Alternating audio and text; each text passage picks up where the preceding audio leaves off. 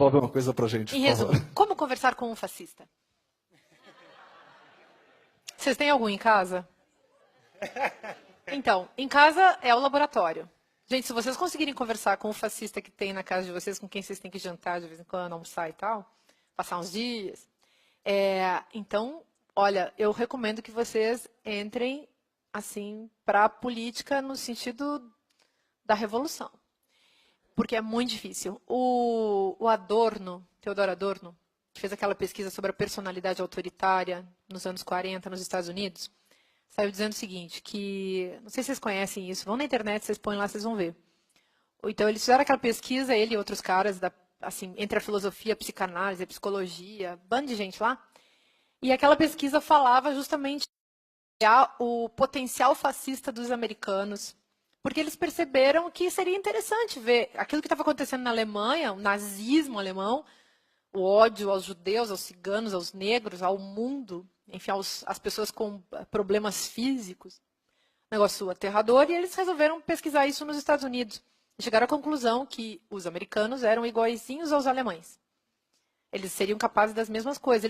Eles chamaram então de escala F, a escala fascista. Quer dizer, tentaram medir o potencial fascista. E aí o Adorno escreve dizendo assim, olha, está surgindo, tem uma figura aí que é um novo tipo psicossocial, que é o fascista em potencial.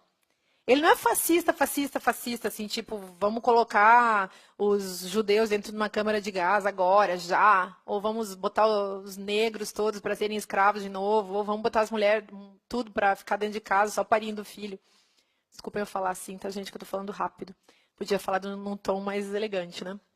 Mas tem uma hora que você já vai para o boteco, né? Começa a... Então, quando o Adorno fala isso, ele coloca assim, o fascista potencial é aquele sujeito, por exemplo, com quem a gente não consegue conversar. Porque o fascista potencial, por exemplo, ele já não gosta de uma conversa. Ele não gosta. Qual é o padrão de conhecimento com o qual ele se auto-organiza? O conhecimento paranoico, que é o conhecimento em que tudo está pronto. Então, e ele olha o mundo à luz da sua própria vida, né? Então, ele aprendeu, porque se ele teve uma religião, se ele teve uma família, se ele está numa classe social, ele interpreta o mundo à base daquilo que ele experimentou. É verdade que a gente interpreta o mundo à base das nossas experiências mais básicas, mas existem experiências que permitem ampliar os nossos horizontes. O fascista, ele não gosta de ampliar os horizontes. Nunca. Então, por exemplo, eu noto muitos que têm ódio, por exemplo, do Jean Willis. É um negócio impressionante como a figura do Jean Willis desperta um ódio fascista. O que tem no Jean Willis que as pessoas não gostam? O fascista potencial não gosta de alguém aberto para conversa. Não gosta de alguém feliz. Não gosta de alguém corajoso. Não gosta de alguém que mostra que o que ele pensa absolutamente não faz sentido. E não gosta também de saber que a sexualidade da outra pessoa deixa ela muito feliz, enquanto que ele mesmo não pode ser feliz. Então, não pode ser feliz, inclusive, nessa seara. Todo, diz o Adorno, o fascista em potencial, ele é hiperfixado em sexo, mas muito. Ele está sempre preocupado, porque ele vai, como bom paranoico, ele fica tentando controlar o mundo. Então, se alguma manifestação de sexualidade não encaixa no paradigma dele, ele fica doido. Doido, óbvio, na base ele tem um desejo mal resolvido, claro que sim, é óbvio. E se a gente vai no Freud, assim, ele está louco para que o contato aconteça, né? Que é aquilo na ordem do que o Freud chamava de inversão do temor de contato.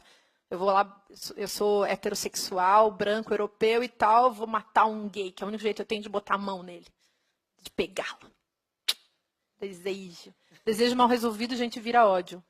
Amor mal resolvido vira ódio mesmo. Isso a gente poderia também elaborar melhor, mas vamos ficar com essa ideia só para a gente refletir nesse momento. Então, como conversar com um fascista? Ele odeia a vida intelectual, ele odeia tudo que, enfim, não se encaixa dentro da brutalidade dos seus padrões. Nada que permita questionar é bem-vindo para um fascista. Então, a vida intelectual, as artes, Ele não gosta, porque ele não gosta de nada também que seja afetivo. Porque tudo que for afetivo vai machucá-lo, vai feri-lo. Então ele não suporta. E na base do quê? Como essa pessoa foi criada, né? Eu fico pensando assim, sei lá, aquelas pessoas tipo, como que o Bolsonaro foi criado?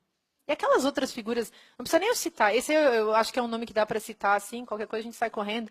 Mas assim, tem uns que eu pessoalmente não diria o nome deles, porque não é bom, sabe? Você pode, depois você some numa esquina, e aí?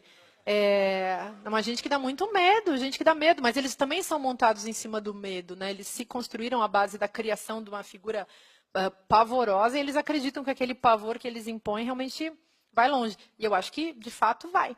É uma pena, mas isso deveria ser invertido. A gente teria que desconstruir isso. Como conversar com um fascista, portanto. O fascista é inabordável como um paranoico. E por quê? Por quê? Por quê? Por quê? Por quê? Tem um termo altamente importante, assim, muito importante na filosofia, ou em filosofia, que é o termo burrice. A burrice já foi classificada em Kant, por exemplo, no ensaio sobre as doenças mentais, a burrice é um tipo de doença mental, tá? Nada contra as doenças mentais, elas podem ser muito ricas, muito bonitas, muito interessantes, mas elas podem também ser muito sofridas.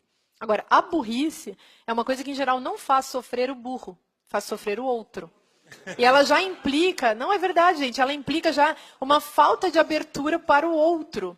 Porque a pessoa inteligente, ela se posiciona na atenção. A atenção é um signo de inteligência. Então, eu presto atenção, tento entender. Por quê? Porque eu posso entender. Aquele que não tenta entender é porque ele não pode entender. Ele não pode entender. Vocês imaginam o que é a impotência de uma pessoa que não pode entender? Vocês já imaginaram como essa pessoa deve se sentir muito mal por não ter sequer a esperança de entender o que o outro está falando? Ou o que o outro está mostrando? Essa impotência de se colocar no lugar do outro, isso é a burrice. E o burro não conversa. O burro ele não conversa, ele não pergunta, ele não é curioso, ele não lê um livro. Não confundam o burro com o tímido. Tímido todos nós somos quando assim encontramos com uma pessoa e temos que, enfim, nos abrir com ela. Sei lá, é complicado. A timidez é outra coisa. A timidez pode ser um excesso de cuidado, um problema narcísico, sei lá. Agora, a burrice não. A burrice é sempre prepotente. Prepotente. Essa é a marca da burrice. Então, o burro ele não dialoga. O Lacan também, Lacan, aquele psicanalista, ele falava, ele não vai para o consultório, né? E ele nunca vai fazer análise, porque o mundo dele está pronto. E em termos políticos, o burro é o canalha. Aliás, Lacan e Adorno bem parecido, porque o Adorno também falava que a inteligência não é só uma categoria cognitiva, é uma categoria moral.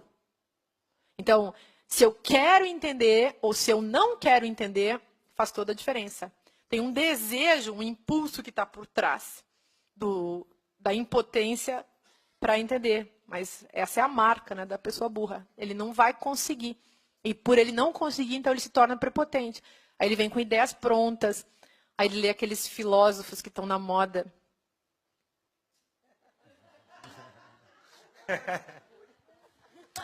Então, não sei se Marcia Tiburi está na moda. Agora, assim, se estiver na moda, as coisas não vão, digamos assim, as pedras não vão ficar sobre as pedras. Mas acho que é isso, sabe? É uma coisa muito perigosa, porque você pode também mascarar. Eu sou a favor da gente fazer filosofia segundo uma frase do Roland Barthes, que é assim, por que não falar a língua de todo mundo? E é claro que quando a gente começa a falar a língua de todo mundo, você entra num diálogo, inclusive com os clichês. Quer dizer, não vamos fingir que a gente não usa clichês para pensar, mas os clichês têm que ser abertos, né? Eu penso sempre que o clichê é uma fruta que a gente tem que abrir e olhar como é que está por dentro, o que isso realmente pode significar para nós, pode nos trazer. Então, não é assim para jogar fora, mas é para analisar, é para ter essa paciência. Eu acho que a tarefa da nossa época, a tarefa filosófica da nossa época, é inclusive essa paciência de poder conversar com as pessoas que, digamos assim, estão indisponíveis porque não têm atenção, porque não têm abertura para o outro e que vão se tornando embotadas, fechadas, frias, tanto do ponto de vista do pensamento propriamente dito, mas também do ponto de vista afetivo. Essa filósofa, que eu acho que tem coisas muito interessantes nela, que é a Hannah Arendt, ela falou de vazio do pensamento. Eu acho que nós estamos numa época em que isso está em jogo. Então, o vazio do pensamento está por aí. Como é que você vai conversar com as pessoas ou elaborar a reflexão, pensamento, considerando essa época de vazio? Mas eu acho também que esse pensamento, ele está acompanhado de um vazio afetivo. Isso eu até escrevi lá na Filosofia Prática. É o vazio também afetivo das nossas vidas e o vazio também da ação. Então, a gente também não sabe o que fazer. E existe um entrelaçamento entre esses três universos, né? Então, o desafio de conversar, de dialogar, é um desafio, mas tem outros desafios, gente. A gente precisa de mais arte. Artes visuais, cinema, teatro, dança, performance, carnaval, alegria. E, para os fascistas, sempre recomendarei um beijo numa pessoa do mesmo sexo. Tipo, se você se